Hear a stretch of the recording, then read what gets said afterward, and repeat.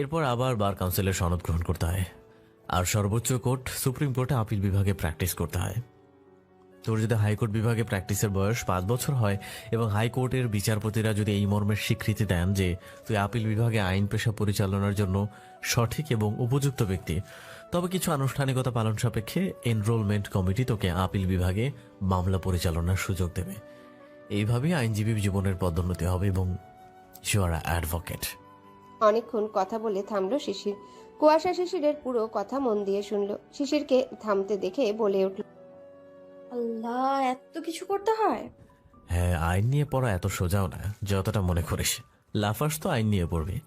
এসবের জন্য যেমন পড়াশোনা করতে হয় তেমনি থাকতে হয় বুদ্ধি, বিচক্ষণতা, যা দ্বারা আদালতে কেস লড়তে পারবে, আইনদের সঠিক ন্যায় দিতে পারবে। তবু আমি পড়বো। আচ্ছা, একটা কথা বলো তো, তুমি তো বললে সনদপ্রাপ্ত হলে অ্যাডভোকেট হওয়া যায়, আবার বললে বিসিএস দেবে। আমি যতদূর জানি বিসিএস দিলে তো ম্যাজিস্ট্রেট হয়, তাহলে আল্লাহর কৃপায় তুমি যদি ক্যাডার হয়ে যাও তবে তো ম্যাজিস্ট্রেট হয়ে যাবে, অ্যাডভোকেট তো আর থাকলে না। এই প্রশ্নের উত্তরে শিশির বলল, হ্যাঁ, ঠিকই জানিস তুই, বিসিএস দেবার পর টিকতে পারলে ম্যাজিস্ট্রেট হয়, কিন্তু অ্যাডভোকেটও থাকা যায়। আমি চাইলে থাকতে পারবো, তবে সেক্ষেত্রে আমার বিসিএস ক্যাডার আর থাকবে না, কিন্তু ম্যাজিস্ট্রেট হয়ে যাব। কিন্তু আমার এখনই ম্যাজিস্ট্রেট হওয়ার কোনো ইচ্ছা নেই। বাট আমি আবার যদি জজ বা ম্যাজিস্ট্রেট হতে চাই সেক্ষেত্রে আমাকে আবার একটা পরীক্ষা দিতে হবে। সেটা হচ্ছে বিজিএস, অর্থাৎ বাংলাদেশ জুডিশিয়াল সার্ভিস কমিশন। এই পরীক্ষা সহ আবার বার কাউন্সিল থেকে সনদপ্রাপ্ত নিয়ে পরীক্ষা দিয়ে জজ বা ম্যাজিস্ট্রেট হতে পারবো। কুয়াশা সব শুনে বলল, তাহলে বিসিএস দিয়ে লাভ কি তোমার? এখানে লাভ ক্ষতি নেই, তবে অনেক সুযোগ সুবিধা পাবো কোর্টে কেস পেতে, লড়তে, এসবের দিকে। এছাড়া বললাম না, সনদ প্রাপ্তির পর নিম্নমানের কোর্টে অ্যাডভোকেট হয়ে যায়। এরপরে বিসিএস দিয়ে যারা ম্যাজিস্ট্রেট হতে চায় তারা হতে পারে। তো সেক্ষেত্রে আমি বিসিএস এর পরীক্ষা দিলে আমার জ্ঞানটা বাড়বে, চর্চার উপর থাকবো, আদালতের সকল দিকগুলো ভালোভাবে বুঝতে পারবো। মোস্ট ইম্পর্টেন্ট, আমি একটা ডিগ্রি পাবো। এসবের যদি এগিয়ে থাকি, আমার দক্ষতা দেখলে এমনি আমার নাম আসবে। আদালত দেখে একজন অ্যাডভোকেটের দক্ষতা, বুদ্ধি, বিচক্ষণতা, সেটা তুই নিম্ন আদালত থেকে দেখাতে পারলে তোর পদোন্নতি হতে কষ্ট হবে না, আর সরকারিভাবে কেস পাওয়া আরো সহজ হয়। আল্লাহ চাইলে এই ভাবনাতে এগিয়ে যাব। জজ, ম্যাজিস্ট্রেট পরের বিষয়, আমি এক অসহায় মানুষের ন্যায় বিচার পেতে সাহায্য করব। দেশে টাকার লোভে ঘুষ নিয়ে মানুষ সত্যকে মিথ্যা প্রমাণ করার কত শত অসহায়রা ন্যায় বিচার পায় না, এটাই আমার স্বপ্ন। কুয়াশা মুগ্ধ হয়ে গেল। স্বামীর কথা সে গর্ববোধ করলো তার স্বামীর চিন্তা ভাবনার কথা শুনে। আর সে তো এখন এসব কখনো ভাবেইনি। সে তো এই সামনে জড়িয়ে শুয়ে থাকা তার ভাষায় বুনো ওল নামক মানুষটার সাথে লড়ার জন্য উঠে পড়ে লেগেছে। এই জন্যে আইন পড়তে চায়। সে যে আইন পড়ে দেশের জন্য কিছু করবে এসব তো কখনো ভাবেইনি। কুয়াশা শিশিরের গলা জড়িয়ে ধরলো, বুকে চুমু দিয়ে বলল, তুমি এত ভালো আগে কখনো না মেনেছি আর না জেনেছি। আমি তো এসব কখনো ভাবিনি। আমার তো যে তোমার সাথে লড়বো, এই জন্যই তো ল নিয়ে পড়তে চাই। ঘুটঘুটে অন্ধকার ঘরে শিশির অমায়িক হাসলো, তবে সেই হাসি তার আহ্লাদি বউ দেখে পেল না, আর বুঝতেও পেল না। সে বলল, অত সোজা না, সরকারিভাবে করতে গেলে এসবের জন্য একই কোর্টের অনুমোদন পত্র লাগে। তোর দক্ষতা দেখবে আগে, এরপর সব হবে। সেই জন্য ভালো করে পড়াশোনা কর, গোবর ঠাসা বুদ্ধি বাড়া, তারপর যদি কখনো সুযোগ আসে তখন দেখবো কি করে আমার সাথে লড়িস। তখন কিন্তু তুই আমার বউ থাকবি না, আমি মানবই না। বলেই ঠোঁট কামড়ে হাসলো শিশির। কুয়াশা অন্ধকারে শিশিরের গলা চেপে ধরলো এক হাতে। শিশির জোরে হাসলো, এবার বলল, তবে আমিও চাই তুই আমার সাথে একই কোর্টে লড়ার সুযোগ পার। কুয়াশা হাত সরিয়ে বলল, তখন তোমাকেও দেখিয়ে দিব এই কুয়াশার কি গুণ। আচ্ছা। হুম, হ্যাঁ, আর শোনো। শিশির উত্তর বলল। হ্যাঁ বলো। কুয়াশা চমকে উঠল।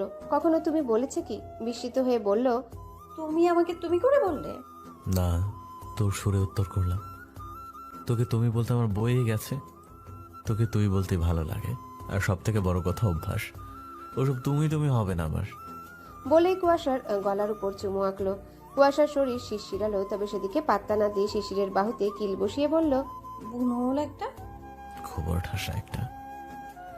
কুয়াশার মতোই সুর ধরে বলে সেও অন্ধকারে কুয়াশার গালের উপর না লাগার মতো করে থাপ্পড় দিল। বলল, এখন বল, কি বলতে চাইছিলে? শিশিরের কথায় বলল, তুমি একদমই না আসার প্ল্যান করে আছো, তাই না? শিশির চমকালো। কুয়াশাকে আবারও দেখার বৃথা চেষ্টা করলো, না পেরে কুয়াশাকে শক্ত করে ধরলো, গলায় মুখ গুজে দিল। মুখ গুজে দিয়েই বলল, আসলে যেতে কষ্ট হবে, কুয়াশার বুকটা ভেঙে এলো আবার। স্বামীর থেকে এতটা ভালোবাসা পাবে ভেবেছিল কি? সে কপাল করেই জন্মেছিল। তার ভাগ্যে কি ভালোবাসা একটু বেশি? কুয়াশা শিশিরের মুখটা তুলল আন্দাজে অনুমান করে, কপালে অধর দাবিয়ে চুমু আঁকলো, বলল, আমার যে থাকতে কষ্ট হয়। আমারও হবে, তবে কিছু করার নেই, সব কমপ্লিট করে আসবো আমি। বলেই থেমে আবারও বলল, তোর ভালোবাসা আমায় ক্রাশ করেছে, সেই নেশায় বারবার ছুটে এলে আমার ভবিষ্যৎ ক্যারিয়ারকেও ক্রাশ করবে। তার থেকে বরং 2 বছর কষ্ট করে নিলাম। একটু কষ্টের জন্য যদি ভালো কিছু হয় তো ক্ষতি কি? তবে বিপদ আপদের কথা আলাদা, আর এর ভেতরেও যদি প্রয়োজন পড়ে তো আসতে হবে, কিন্তু ঘন ঘন আসবো না। তোকে ছাড়া আমি এমনি রাতে ঘুমাতে পারি না। এত ভালোবাস জানি না। বলে আবারও গলায় মুখ গুজল। কুয়াশার গ্রীবাদেশে গরম নিঃশ্বাস পড়ছে। শিশির জোরে জোরে শ্বাস নিল। সেই সময় কুয়াশার ফোনে আলো জ্বলে উঠল। 12টা বেজে গেছে দেখল। আলো জ্বলার কারণ সিম কোম্পানির পক্ষ থেকে অফার এসেছে হ্যাপি নিউ ইয়ারের। আর দেখো 12টা বাজতে বাজতেই এসে হাজির। কুয়াশা বিরক্ত হলো গ্রামীণ কোম্পানির উপর, তবে সেটাকে দূরে হটিয়ে বলল, হ্যাপি নিউ ইয়ার 2024 তো কামিং। শিশিরের তা শুনে মনে পড়ল নিউ ইয়ারের কথা, ওভাবেই বলল, হ্যাপি নিউ ইয়ার। কেউ আর কথা বলল না। শিশির মুখ গুজে ঘুমানোর চেষ্টা করলো, আর কুয়াশা শিশিরের মাথার চুলে হাত বুলাতে বুলাতে চোখ বুঝল। এদিকে কনকনে শীতের মাঝে শশী আর নিহার নিউ ইয়ার পালন করতে ছাদে এসেছে। অবশ্য ছাদে যায়নি, সিঁড়িঘরের নিচে আছে। বাহিরে কুয়াশায় ঘেরা। নিহার বিরক্ত, কারণ শশী জেদ ধরে ডেকে এনেছে। তার কথা প্রথম বছর তার হবু বরের সাথে কাটাবে, রীতিমতো ইমোশনাল ব্ল্যাকমেল করে এনেছে। নিহারের শীতে কম্বলের নিচ থেকে বের হতে নারাজ। নিহার বিরক্ত নিয়ে বলল, এসবের কোনো মানি আছে? আর নিউ ইয়ার কিসের? এসব অসহ্য লাগে আমার। আরে রাখেন তো আপনার অসহ্য, আমার তো ভালো লাগে। বলেই নিহারের হাত ধরে টেনে নিয়ে বসিয়ে দিতে দিতে বলল, বসেন এখানে। নিহার না পেরে শশীর পাশে বসলো। ঠান্ডা ফ্লোর। মেজাজটা আরো বিগড়ালো। গমগমে স্বরে বলল, ফ্লোর ঠান্ডা শশী। এই নিন স্যান্ডেল নিন, আমার ঠান্ডা অনুভব হবে না আর।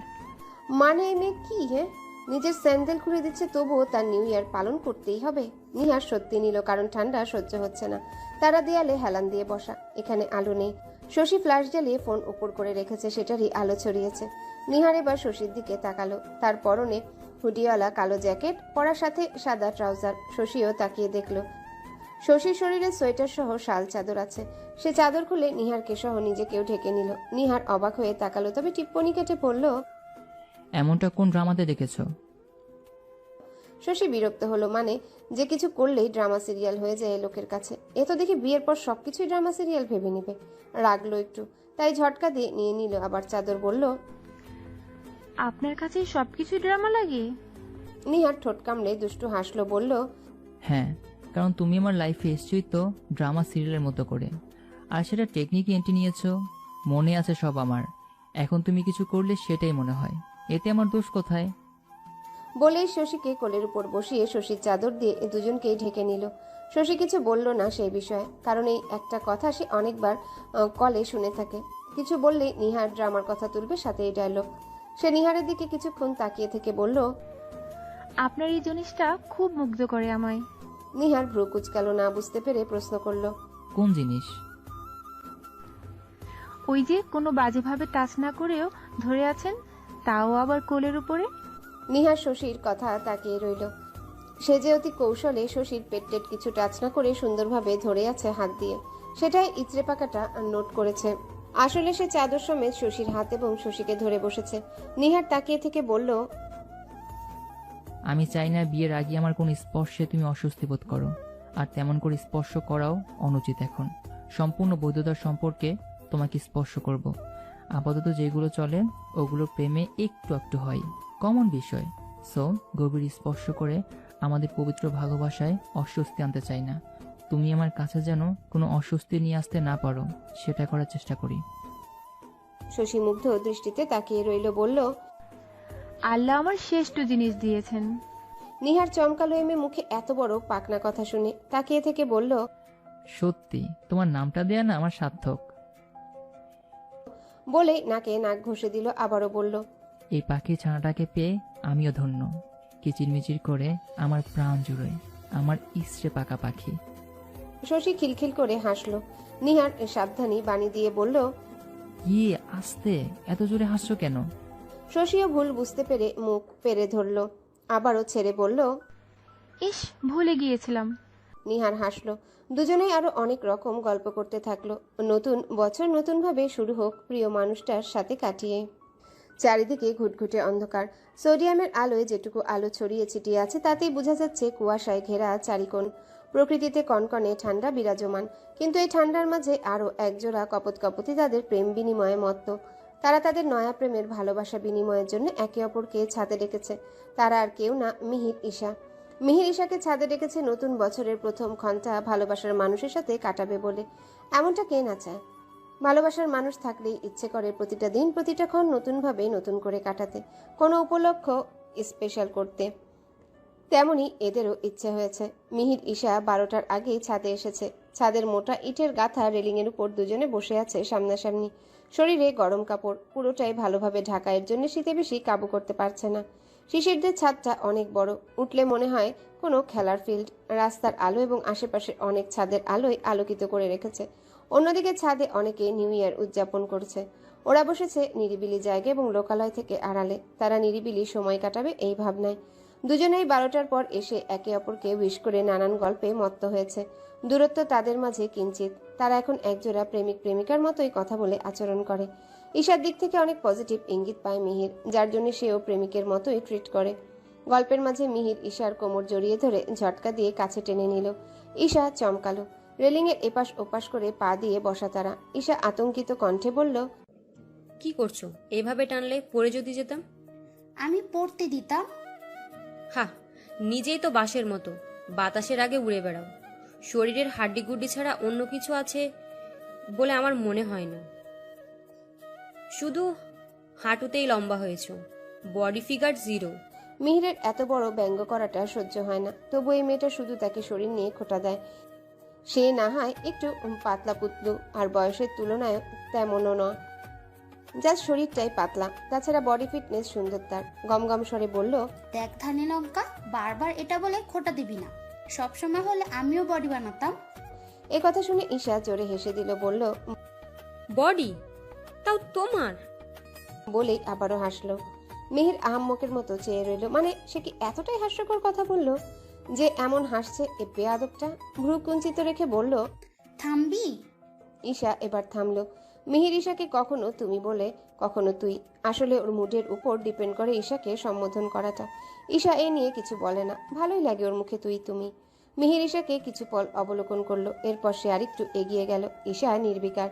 মিহির ঈশার ডান হাতটার মাঝে নিজের আঙ্গুলগুলো গলিয়ে দিয়ে ধরলো। তার নিজের ডান হাতটা ঈশার গালের উপর রাখলো। চোখের দৃঢ়তা মাপার চেষ্টা করলো আলো আধারির মাঝে।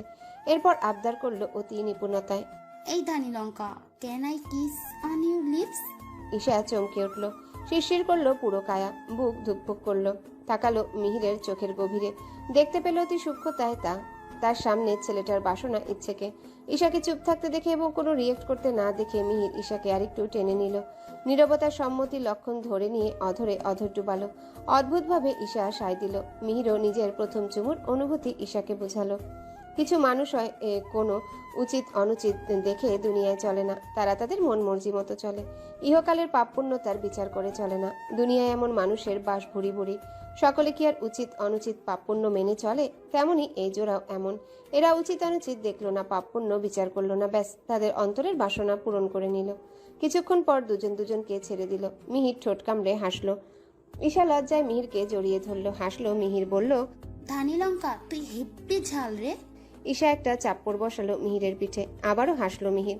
কিছুক্ষণ থেকে মিহির বলল, এই চলো, অনেক রাত হয়ে গেছে আর শীতও লাগছে। ঈশাও সম্মতি দিয়ে নেমে পড়ল। হেঁটে এসে সিঁড়িঘরের দরজা খুলে পা দিতেই দেখতে পেল শশী আর নিহার নেমে যাচ্ছে। দরজা খোলার শব্দ পেয়ে ওরা দুজনে থেমে পেছনে ঘুরে অবাক হয়ে গেল। মিহির ঈশাও ভরকালো, অস্বস্তিও হলো অনেকটা। ঈশা ফুপাতো বড় ভাইয়ের সামনে নিজেকে গুটিয়ে নিল। তুহিন নিহারকে সে আগাগোড়ায় মানে খুব, ভাই হিসেবে। তার নিজের ভাই নেই। নিহারের ভ্রু কুচকে গেল। শশী বিস্মিত স্বরে বলল, ভাইয়া তুই? ঈশার দিকে তাকিয়ে বলল, ঈশা আপু? ওরা দুজনে আবারও থতমত খেলো। নিহার মিহিরের সাথে সম্পর্ক মানে, শশীর বড় ভাই হিসেবে সেও তেমন ভাবে মানার চেষ্টা করে। ঈশা বোন হিসেবে শাসন করবে সেটা ঠিক আছে, কিন্তু শশীর বড় ভাই মানে তারও সম্পর্কে বড় শালাবাবু তাকে কি বলবে? বলল, তোমার ছাদে ছিলে হ্যাঁ ভাই। কেন? ঈশা একটু নার্ভাস হলো। তাদের এই এত কম এজের পার্থক্য তার ভয় হয় সকলে যদি উল্টো রিয়েক্ট করে বা না মানে। মিহির এবার ঈশার দিকে তাকালো, বুঝলো ঈশার অবস্থা। ঈশার হাত ধরলো শক্ত করে, চোখ এড়ালো না তার সিঁড়িতে থাকা শশী নিহারের। মিহির ঈশাকে দেখে নিহারদের সবটা বলল। সব শুনে নিহার শশী একটু না অনেকটাই অবাক হলো। নিহার বলল, তোমাদের এত কম বয়সের পার্থক্য, এটা মানবে তো মামা? থেমে ঈশাকে বলল। কি রে বল, মামা মানবে? ঈশা এবার ভয়ে কেঁদে দিল। বাবা যেটা নিয়ে ভবিষ্যতে হাঙ্গামা করবে তা তার জানা আছে, তবুও মিহিরকে সে ফেরাতে পারেনি। কাঁদতে কাঁদতে বলল, আমি মিহিরের সাথে থাকতে চাই না ভাইয়া। নিহার কি বলবে বুঝলো না। সকলেরই স্বাধীনতা আছে নিজের জীবনসঙ্গী নিজেদের মতো করে নির্বাচন করার।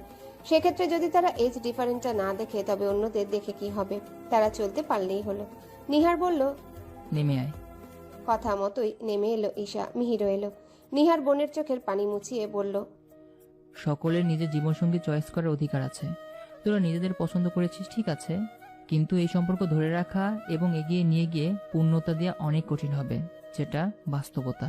তবে পাশে থাকবো আমি ভাই হিসেবে। মামাকে আমি এবং আমরা বোঝাবো। থেমে মিহিরের দিকে তাকিয়ে বলল, শশীর ভাই হিসেবে তোমাকে না দেখে একজন বোনের ভাই হিসেবে তোমাকে বলছি, এগিয়ে যেতে পারবে তো? পূর্ণতা দিতে পারবে? যোগ্য হয়ে দেখিয়ে নিজের অধিকার বুঝে নিতে পারবে? মিহির সে কথার উত্তর করলো পুরোটা আত্মবিশ্বাসের সাথে। বলল, আমি পারবো ভাই। ঈশাকে আমি বলেছি ওকে ভালোবাসি আমি। পরিবার যদি একটু স্যাক্রিফাইস করতো আমিও যোগ্য হয়ে দেখাবো। এজ দিয়ে বিচার না করে আমরা যোগ্যতা দিয়ে বিচার করলে। নিহার হাসলো, ঠোঁট টেনে কাঁধে হাত রেখে বলল, ভালোবাসার অধিকার সকলের আছে। শশী ঈশা মুগ্ধ নয়নে চেয়ে রইল নিহারের দিকে। মিহির নিহারকে জড়িয়ে ধরল। শশী বলে উঠল। ঈশা লজ্জা পেল। মিহির বলল, তোকে অত পাকনামি করতে হবে না। নিহার ভাই ঠিকই বলে, ইঁচড়ের পাকা একটা। শশী চোখ ছোট ছোট করে তাকালো। ঈশা ঠোঁট টিপে হাসলো। অতঃপর তারা নিচে নেমে এলো। সকাল 8টার দিকে মালিথা ভিলায় সকলে উঠে গেছে। জিনিয়ারা আজ চলে যাবে, দুপুরের দিকে বের হবে।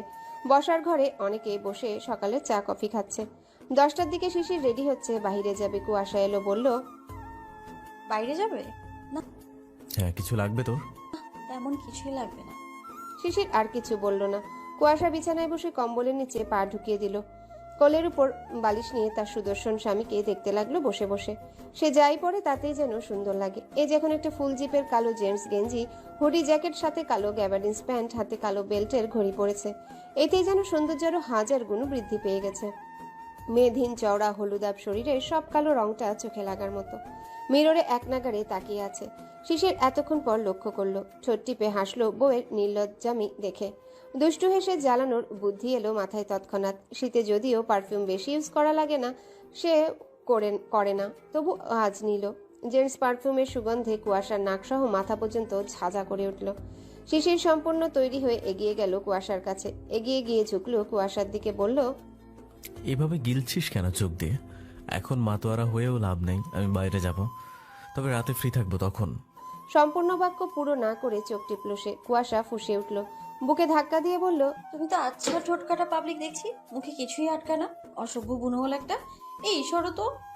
বলেই আবারও ধাক্কা দিল, কিন্তু শিশিরকে সে 2বার ধাক্কা দিয়েও সরাতে পারল না এক চুল পরিমাণ।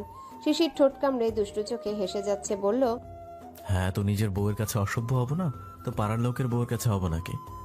কুয়াশা এবার আরো ফুঁসে উঠল। 2 হাত দিয়ে ঝুঁকে থাকা শিশিরের চুলগুলো মুঠোয় পুড়ে টেনে ঘুরিয়ে দিল, বলল।